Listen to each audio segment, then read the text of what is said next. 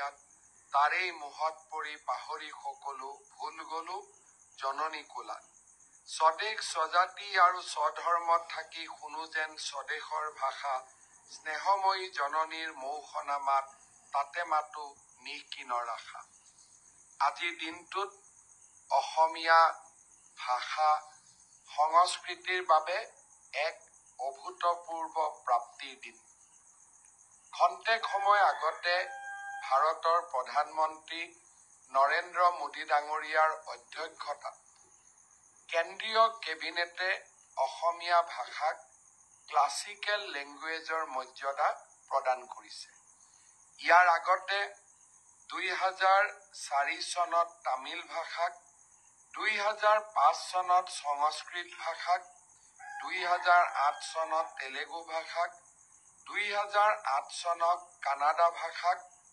2013 চনত মালায়ালম ভাষাক আৰু 2014 চনত ওড়িয়া ভাষাক ক্লাছিকেল লেংগুৱেজৰ ভাৰত চৰকাৰে মৰ্যাদা প্ৰদান কৰিছে ক্লাছিকেল লেংগুৱেজৰ মৰ্যাদা মানে কি ইয়াৰ দ্বাৰা ভাৰত চৰকাৰে এটা ভাষাক স্বীকৃতি দিয়ে যে ইয়াৰ লিখিত সাহিত্য 1500ৰ পৰা 2000 বছৰ পুৰণি যিসমূহ ভাষাৰ এন্টিকুইটি বা পৌৰাণিত্য বা প্ৰাচীন ইয়াৰ যিটো প্ৰাচীন আৰম্ভণি ইয়াক 1500 বছৰ বা 2000 বছৰৰ আগতেই ইয়াক দেখা পোৱা যায় তেনে ভাষাক ক্লাছিকেল লেংগুৱেজৰ মৰ্যাদা প্ৰদান কৰা হয় আজিৰ কেন্দ্ৰীয় কেবিনেটে অসমীয়া আৰু বঙালী দুইটা ভাষাকে ক্লাছিকেল লেংগুৱেজৰ মৰ্যাদা প্ৰদান কৰাৰ পিছত এটা বিতৰ্কৰ ওৰ পৰিল যে অসমীয়া বঙালী ভাষাৰ পৰা উৎপত্তি হৈছে অৰ্থাৎ দুইটা ভাষাই ইণ্ডিপেণ্ডেণ্ট দুইটা ভাষা 1500ৰ পৰা 2000 বছৰ পুৰণি আৰু দুইটা ভাষাৰে পুথি লিখিত গদ্য সেই পৌৰাণিক দিনলৈ চিহ্নিত কৰিব পৰা যায় এটা অসমীয়াৰ বাবে আজিৰ দিনটো এটা ডাঙৰ প্ৰাপ্তি ভাষা আন্দোলন হৈছিল অসমত অসমীয়া ৰাজ্য ভাষা হ'ব লাগে বুলি অসমীয়া ভাষাক লৈ বহু ধৰণৰ কথা বতৰা আমাৰ ৰাজ্যখনত চলি থাকিছিল কিন্তু প্ৰধানমন্ত্ৰী নৰেন্দ্ৰ মোদীৰ আগত কোনো এখন চৰকাৰে অসমীয়াক ক্লাছিকেল লেংগুৱেজৰ মৰ্যাদা প্ৰদান কৰাৰ কথা চিন্তা কৰা নাছিল মই যোৱা 3 দিনমান আগতে টুইট কৰিছিলোঁ যে অসমীয়া ভাষাই যদি ক্লাছিকেল লেংগুৱেজৰ মৰ্যাদা পায় ই অৱসৰপ্ৰাপ্ত ন্যায়াধীশ বিপ্লৱ শৰ্মাই অসমীয়া ভাষা সংৰক্ষণৰ কাৰণে দিয়া যিসমূহ অনুমোদন আছিল তাতকৈ এটা মাত্ৰ সিদ্ধান্তই আমাৰ ভাষাটোক বহু দূৰ আগুৱাই লৈ যাব আগতে 6টা ক্লাছিকেল লেংগুৱেজ ভাৰত চৰকাৰে স্বীকৃতি দিছিল আজি মাৰাঠী পালি প্ৰাকৃত অসমীয়া আৰু বঙালী এই ভাষাকেইটাক ক্লাছিকেল লেংগুৱেজৰ মৰ্যাদা প্ৰদান কৰিলে অৰ্থাৎ আমাৰ দেশত এতিয়া 11টা ক্লাছিকেল লেংগুৱেজ হ'ব প্ৰতিটো লেংগুৱেজেই 1500ৰ পৰা 2000 বছৰ পুৰণি প্ৰতিটো লেংগুৱেজেই স্বাধীন আৰু প্ৰতিটো লেংগুৱেজৰ লিখিত আৰু কথিত তাৰ পৌৰাণিকত্ব 2000 বা 1500 বছৰলৈ সীমিত কৰিব পাৰি অসমীয়াৰ বাবে আজিৰ দিনটো এক বিশাল প্ৰাপ্তি অলপ আগতে প্ৰধানমন্ত্ৰী নৰেন্দ্ৰ মোদী ডাঙৰীয়াক মই টেলিফোন কৰিছিলোঁ আৰু প্ৰধানমন্ত্ৰী নৰেন্দ্ৰ মোদী ডাঙৰীয়াক হৃদয়ৰ গভীৰতম কোণৰ পৰা অসমীয়া ৰাইজৰ হৈ ধন্যবাদ আগবঢ়াইছিলোঁ কোনো আন্দোলন নাই কোনো দাবী নাই মাত্ৰ ৰাজ্য চৰকাৰ আৰু কেন্দ্ৰীয় চৰকাৰৰ মাজত কেইখনমান পত্ৰৰ আদান প্ৰদান মোদী ডাঙৰীয়াক মই সাক্ষাৎ কৰি আজিৰ পৰা কিছু মাহ পূৰ্বে অনুৰোধ কৰিছিলোঁ। দেশৰ সাংস্কৃতিক মন্ত্ৰীৰ লগতো কথা বতৰা পাতিছিলোঁ আৰু সকলোৰে সহযোগিতা, বিশেষকৈ প্ৰধানমন্ত্ৰী নৰেন্দ্ৰ মোদী ডাঙৰীয়াৰ আশীৰ্বাদত আজি অসমীয়াই এক বিৰল মৰ্যাদা প্ৰদান কৰিল। জ্যোতিপ্ৰসাদ আগৰৱালাৰ এটা কবিতা মোৰ সদায় মনত থাকে। কামৰূপা মোৰ সুৱদী সুৰীয়া, অসমীয়া ভাষা জগত সভালে যাব, উজ্জ্বল সুজ্জ্বল কহিনুৰ পিন্ধি হাঁহি জ্যোতিৰূপা হ'ব। সঁচাকৈয়ে আজি অসমীয়া ভাষাই জগত সভালৈ এক নতুন যাত্ৰা আৰম্ভ কৰিলে। অসমীয়া ভাষাই উজ্জ্বল সুজ্জ্বল কহিনুৰ পিন্ধি হাঁহি জ্যোতিৰূপা হ'ব। মই পুনৰ এবাৰ এই ভাষাটোক জীয়াই ৰখাৰ বাবে ভাষা সাহিত্যৰ গৱেষণা কৰি এই ভাষাটোক এই পৰ্যায়লৈ লৈ অহাৰ বাবে মই প্ৰতিগৰাকী অসমীয়ালৈ আজিৰ এই সুন্দৰ দিনটোত অভিনন্দন জনাইছোঁ। সঁচাকৈয়ে অসমীয়া ভাষা জগত সভালে যাব। প্ৰধানমন্ত্ৰী মোদী ডাঙৰীয়াক কৃতজ্ঞ অসমীয়াৰ হৈ আকৌ এবাৰ ধন্যবাদ জনাইছোঁ।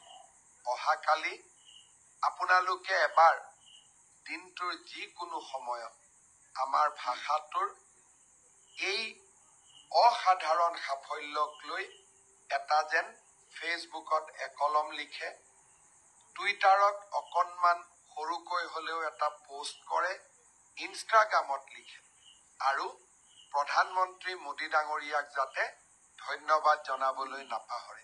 কাৰণ আন্দোলন নোহোৱাকৈ অসমে একোৱেই নাপায় বুলি আমাৰ ৰাজ্যখনত এটা মতবাদ আছিল। আজি আমি তাক সলনি কৰিছোঁ আৰু প্ৰধানমন্ত্ৰী মোদী ডাঙৰীয়াৰ প্ৰচেষ্টাত আজি অসমীয়াই আন্দোলন নকৰাকৈ এটাৰ পিছত এটা সাফল্যৰ মুকুট শিৰত পিন্ধিবলৈ সক্ষম হৈছে। পুনৰ এবাৰ অসমীয়া ভাষাক এই পৰ্যায়লৈ লৈ অহাৰ বাবে অসম সাহিত্য সভাকে ধৰি ভাষা জননীৰ সেৱক প্ৰতিটো সংগঠন, প্ৰতিগৰাকী লেখক, প্ৰতিগৰাকী গৱেষকক মই অন্তৰৰ গভীৰতম কোণৰ পৰা ধন্যবাদ আৰু কৃতজ্ঞতা জনাইছোঁ। বৰাক উপত্যকাৰ ৰাইজে বঙালী ভাষা ব্যৱহাৰ কৰে। আজিৰ এই দিনটোত বঙলা ভাষায়ো ক্লাছিকেল লেংগুৱেজৰ মৰ্যাদা পোৱাৰ বাবে মই তেখেতসকলকো ধন্যবাদ জনাইছোঁ।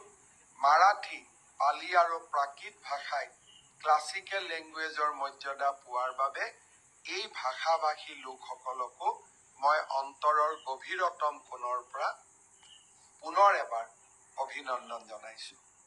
মই ফেচবুক লাইভত মোৰ ব্ৰডকাষ্টত চাই আছোঁ। প্ৰিয়ম দাসে কৈছে, দাদা আপোনাকো ধন্যবাদ। ৰূপম বেজবৰুৱাই লিখিছে, থেংক ইউ ছ' মাছ। মিণ্টু দাসে লিখিছে, ধন্যবাদৰ পাত্ৰ আপুনিও মামা। প্ৰদীপ কাকতিয়ে কাফে লিখিছে, গ্ৰেট CM ইন আছাম। কোনোবাই লিখিছে, আসিফ আহমেদে লিখিছে, great moment of pride sir. Himanshu নাথে লিখিছে, ধন্যবাদ মামা। দেৱতোষ দাসে লিখিছে, গ্ৰেট মুমেণ্ট ফৰ আছ। বহুজনে মোকো ইয়াত অভিনন্দন জনাইছে। মই অভিনন্দন পোৱাৰ মোৰ কোনো মই নাভাবোঁ যে ইয়াত মোৰ কিবা ব্যক্তিগত সাফল্য আছে। অভিনন্দন পোৱাৰ যোগ্য বুলিও মই নাভাবোঁ।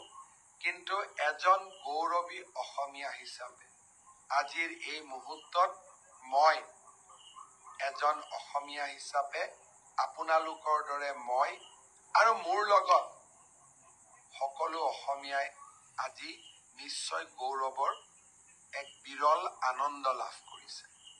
পুনৰ এবাৰ সকলোকে বহুত বহুত ধন্যবাদ জনালোঁ।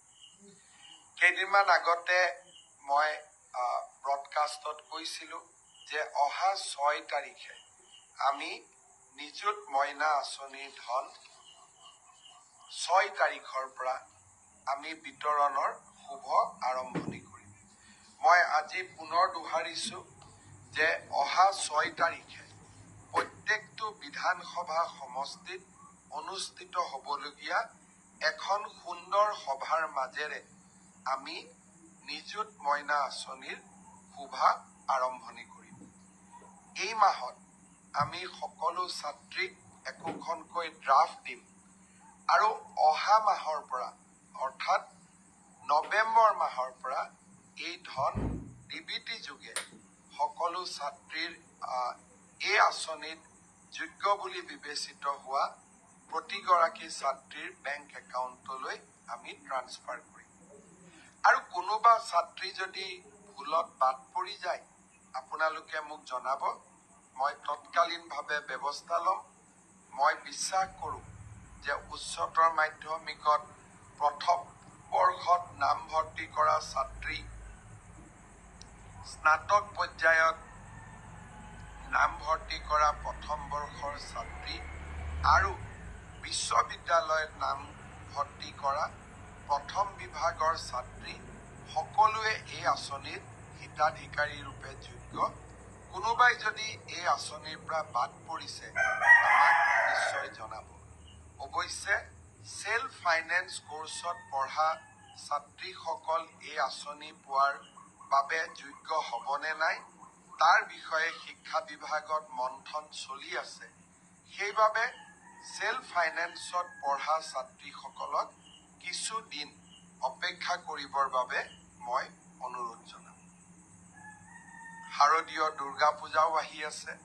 শাৰদীয় দুৰ্গা পূজাৰ উৎসৱ পালনৰ বাবে চৰকাৰে যি অনুদান আগবঢ়াব সেই অনুদানো আমি আপোনালোকক জনাব বিচাৰোঁ যে 8 আৰু 9 তাৰিখৰ ভিতৰত আপোনালোকে যাতে সকলোৱে পায় তাৰ বাবে আমি নিশ্চিতভাৱে ব্যৱস্থা হাতত ল'ম।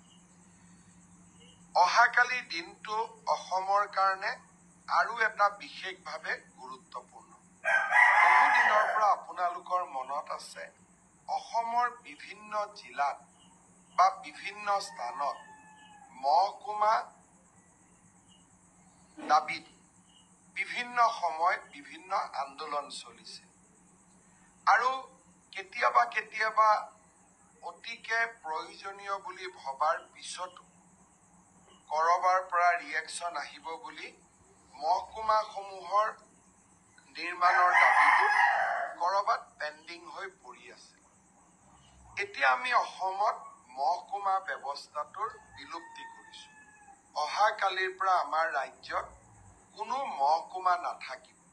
মহকুমাক আমি এতিয়াৰ পৰা সমজিলা বুলি জানিম।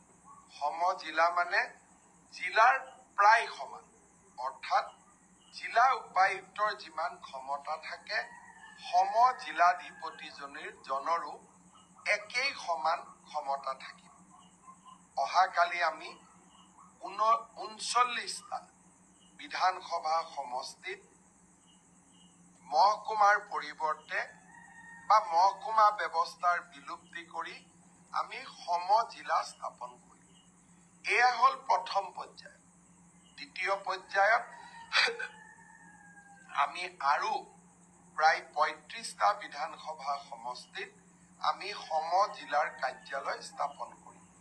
অহাকালি আৰু পৰহি আমাৰ মন্ত্ৰীসভাৰ সদস্যসকলে অসমৰ বিভিন্ন স্থানত গৈ সমজিলাসমূহৰ আধাৰশিলা স্থাপন কৰিব। ইয়াৰ ফলত ভূমিৰ বিভিন্ন কামৰ বাবে সততে আমি জিলা সদৰ কাৰ্যালয়ত যাব নালাগিব। বিভিন্ন ধৰণৰ NOC পাৰ্মিশ্যনৰ বাবে আমি জিলাৰ সদৰত যাব নালাগিব। MLA আনটাইড ফাণ্ড আদি বিভিন্ন চৰকাৰী ধনৰ লেনদেনৰ বাবে আমি জিলা সদৰত যাব নালাগিব। আবকাৰী বিভাগৰ কাম কাজৰ বাবে আমি জিলা সদৰত যাব নালাগিব। ৰেচন কাৰ্ড আদি বনোৱাৰ কাৰণে আমি জিলা সদৰত যাব নালাগিব। এই সমজিলাৰ কাৰ্যালয়তে এই গোটেইবোৰ কাম সমাপন হ'ব। মই ভাবোঁ এই সমজিলাৰ ব্যৱস্থাই বহুদিনৰ মহকুমা আন্দোলনৰো এটা সফল সামৰণি পৰিলে। লাহে লাহে 126টা সমষ্টিতে এই সমজিলা স্থাপন হ'ব। অহাকালি আমি এটা নতুন প্ৰশাসনিক ব্যৱস্থাত এটা নতুন আৰম্ভণি কৰিম। আপোনালোকৰ সকলোৰে সহযোগিতা কামনা কৰিছো আৰু আপোনালোকৰ আশীৰ্বাদ কামনা কৰিছো। আপোনালোকৰ বিধানসভা সমষ্টিটোত আজি ৰাতিপুৱা বাতৰি কাকতত আমি দিছো, মোৰ টুইটাৰ ফেচবুকতো দিছো, ক'ত ক'ত জিলা সমজিলাৰ কাৰ্যালয় স্থাপন হ'ব। সমষ্টিটোৰ বিধায়কসকল অনুষ্ঠানত থাকিবই।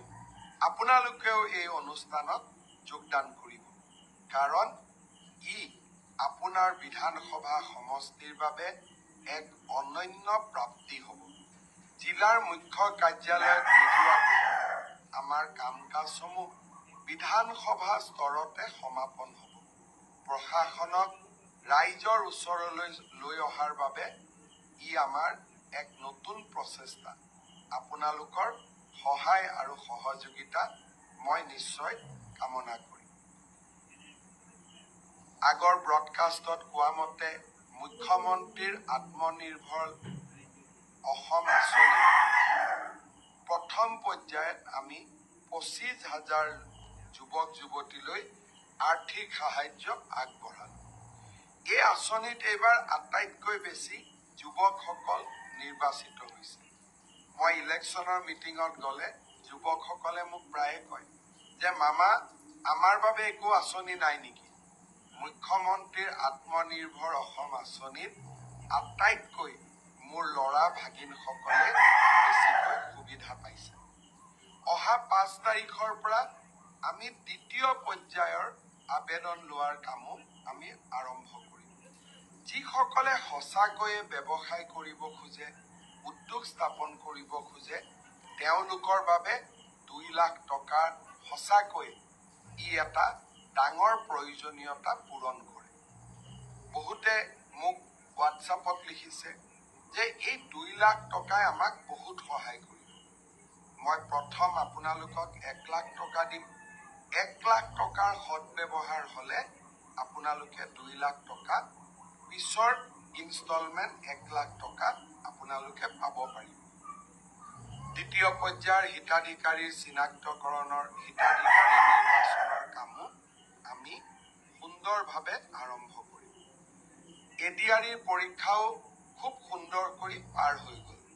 তৃতীয় বৰ্গৰ চাকৰিৰ পৰীক্ষা সমাপন হ'ল। আজিৰ পৰা পুলিচৰ ৰিক্ৰুটমেণ্টটো আৰম্ভ হ'ল। মোক ৰাতিপুৱা ডিজিপি মহোদয়ে জনাইছে যে পুলিচৰ ৰিক্ৰুটমেণ্টৰো যি দৌৰৰ ফিজিকেল টেষ্ট বা দৌৰ আদি কৰিব লাগে, তাৰ আৰম্ভণি আজিৰ পৰা আৰম্ভণি হৈছে আৰু নিৰ্দিষ্ট সময়ৰ ভিতৰত তেওঁলোকে এই কাম সমাপন কৰিব। আৰক্ষী তৃতীয় বৰ্গৰ পৰীক্ষা শেষ হ'ল। অহা 29 অক্টোবৰত আমি চতুৰ্থ বৰ্গৰ পৰীক্ষাসমূহ আৰম্ভ কৰিম আৰু তাৰ পিছত লাহেকৈ শিক্ষক নিযুক্তিৰ প্ৰক্ৰিয়াও আৰম্ভ হ'ব। মই এডিআৰিৰ তৃতীয় বৰ্গৰ পৰীক্ষা ইমান সুন্দৰকৈ সফল হ'ল, তাৰ বাবে এডিআৰিৰ পৰীক্ষাৰ লগত জড়িত আটাইকে মই ধন্যবাদ আৰু কৃতজ্ঞতা জনাইছো। প্ৰথমটো পৰীক্ষাৰ এনচাৰ কিউ আহিলে প্ৰায় 80,000 ল'ৰা ছোৱালীয়ে OMR চিটটো সেৱাক আবেদন কৰি সংগ্ৰহ কৰিলে। প্ৰথম পৰীক্ষাৰ OMR চিট যদি আপোনালোকে বিচাৰে, সেৱাক আপোনালোকে আবেদন কৰিলে এদিনৰ ভিতৰতে এই OMR সমূহ আপোনালোকে পাব পাৰিব। এতিয়া মোক বহুতে প্ৰশ্ন কৰিছে যে দ্বিতীয়টো পৰীক্ষাৰ এনচাৰ কি কেতিয়া আপলোড কৰা হ'ব। মই সেৱাক ইতিমধ্যে কৈছো যে দুৰ্গা পূজাৰ আগতে শেহতীয়াকৈ হৈ যোৱা 2টা পৰীক্ষাৰে যাতে এনচাৰ কি আমি আপলোড কৰি দিওঁ আৰু লাহে কৰি শেহতীয়াকৈ হৈ যোৱা 2টা পৰীক্ষাৰে OMR চিটসমূহ যাতে পাব পৰাৰ ব্যৱস্থা আমি কৰি দিওঁ। স্বচ্ছতাক লৈ আমি গোটেই ব্যৱস্থাটো এটা নতুন দিগন্তলৈ লৈ গ'লো। মই ভাবো ইয়াৰ পিছত অসমে আৰু কেতিয়াও স্বচ্ছতাক লৈ খেলা কৰিব নোৱাৰিব। অসমত আৰু কোনো ৰাকেশ পালৰ জন্ম নহ'ব।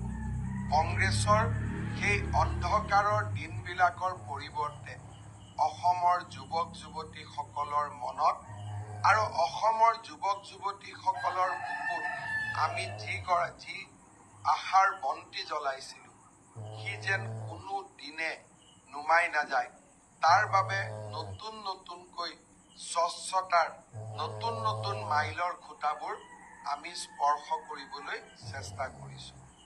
ব্ৰজেন বৰদলৈয়ে খুব ভাল কথা এটা লিখিছিল, মই পঢ়াৰ আগতে পাৰ হৈ গ'ল। মই ভাবোঁ যে আকৌ যদি মোৰ মোবাইলত আহে মই নিশ্চয় পঢ়ি দিম। এতিয়া মোক বহুতে সুধিছে যে মিউচুৱেল ট্ৰেন্সফাৰৰ ব্যৱস্থা কেতিয়া আৰম্ভ হ'ব। অহা 2-3 দিন 4 দিনৰ ভিতৰতে মই পৰ্টেলটো আপোনালোকৰ বাবে আগবঢ়াই দিম, যাতে তৃতীয় আৰু চতুৰ্থ বৰ্গত আমি মিউচুৱেল ট্ৰেন্সফাৰৰ কামো আৰম্ভ কৰিব পাৰোঁ। কোনোবাই আকৌ বিচাৰিছে নহয় মোক এটা ডিপাৰ্টমেণ্টৰ পৰা আন এটা ডিপাৰ্টমেণ্টলৈ যাব দিব লাগে, তেনেকুৱা ব্যৱস্থা চৰকাৰত নাথাকে। অপূৰ্ব অধিকাৰীয়ে লিখিছে, গুড দাদা, অপূৰ্ব ধন্যবাদ জনাইছোঁ। অতনু কোঁৱৰে লিখিছে, প্ৰতিজন অসমীয়াৰ উন্নয়নৰ চিন্তা কৰিছে আপুনি, অতনু ধন্যবাদ। গোপাল বৰাই কিছু লিখিছে, মই আপোনাৰ কমেণ্টটো ভাল কৰি চাই ল'ম। বিশ্বদীপ দাসে নৱৰাত্ৰিৰ শুভেচ্ছা জনাইছে। নিপুমণি নাথেও শাৰদীয় দুৰ্গা পূজাৰ শুভেচ্ছা জনাইছে। বহুতে ভাবে যে মই গোটেই কমেণ্টবোৰ পঢ়ি দিব লাগে, কিন্তু প্ৰায় 20,000 মান কমেণ্ট আহে, গোটেইবোৰ পঢ়ি দিয়া সম্ভৱ নহয়। যিটো চকুত পৰে সেইটোকে মই পঢ়ি দিছোঁ। অভিজিত বৈশ্যই লিখিছে যে কংগ্ৰেছ আৰু কেতিয়াও আহিব নোৱাৰে, খিলঞ্জীয়া লোকসকল আপোনাৰ লগত আছে।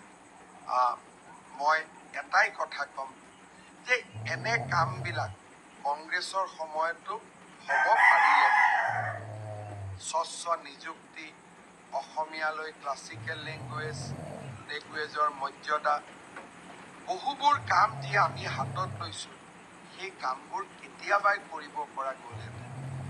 কিন্তু অকল ৰাজনীতি কৰিলে নহ'ব, ৰাজনীতি সমাজৰ বাবে কৰিব লাগিব, ৰাজনীতি মানুহৰ বাবে কৰিব লাগিব।